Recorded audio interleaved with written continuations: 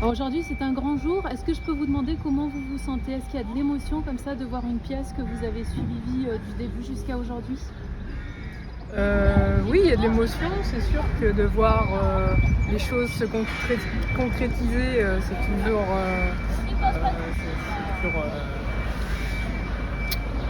Émouvant. impressionnant quelque part. Oui, oui.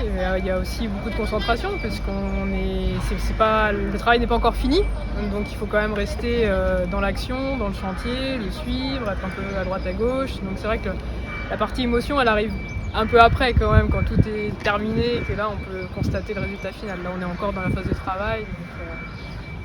5 années de travail jusqu'à aujourd'hui. Vous étiez là au moment où vous l'avez récupéré, où vous avez plongé. Vous pouvez nous résumer les grandes étapes depuis ce jour-là? Les premières étapes, en fait, c'est effectivement, cette pirogue, elle a été trouvée dans le lac par des plongeurs amateurs. Elle a fait l'objet de diagnostics par des fouilleurs qui ont vu que c'était une épave médiévale et dont le potentiel muséographique était vraiment très intéressant pour le musée savoisien. Et donc, comme cette épave, elle est en chêne et qu'elle reste dans l'eau depuis des siècles, c'est un bois humide qu'il a fallu conserver pour pouvoir le mettre à l'air. Et c'est pour ça que le musée s'est tourné vers Arc Nucléaire, cet atelier qui est dédié à la conservation des objets en bois. Et cette pirogue, effectivement, on a participé à son levage, à sa sortie de l'eau, pour pouvoir l'amener jusqu'à Grenoble, où là, nous, on a mis en œuvre toute une série de traitements pour pouvoir consolider et sécher cet objet. Et Floriane va vous donner un peu le détail de ça. Avec un matériel assez spécifique, vous avez dû acquérir, je crois, spécialement pour l'occasion. Oui, tout à fait. La pirogue faisant 6 mètres de long, nos installations n'étaient pas assez longues pour pouvoir permettre le traitement, le séchage surtout de cette embarcation.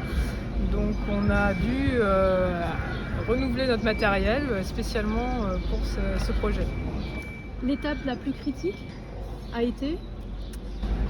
Outre les étapes de sortie du lac qui ont été quand même particulièrement délicates, on a toujours une partie un petit peu d'incertitude au moment du séchage du embout-gorge d'eau, parce qu'un embout-gorge d'eau ça reste assez nerveux, donc on peut avoir des ouvertures de fente, des modifications un petit peu de la géométrie, donc c'est toujours un peu délicat. Et puis maintenant ça va être la partie installation dans le musée qui est aussi une grosse manutention et qui va demander un petit peu de délicatesse et de précision.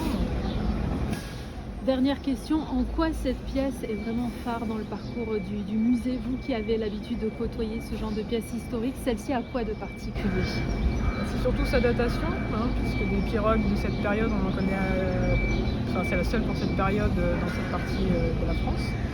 Donc c'est une bonne représentante du Haut Moyen-Âge pour la Savoie.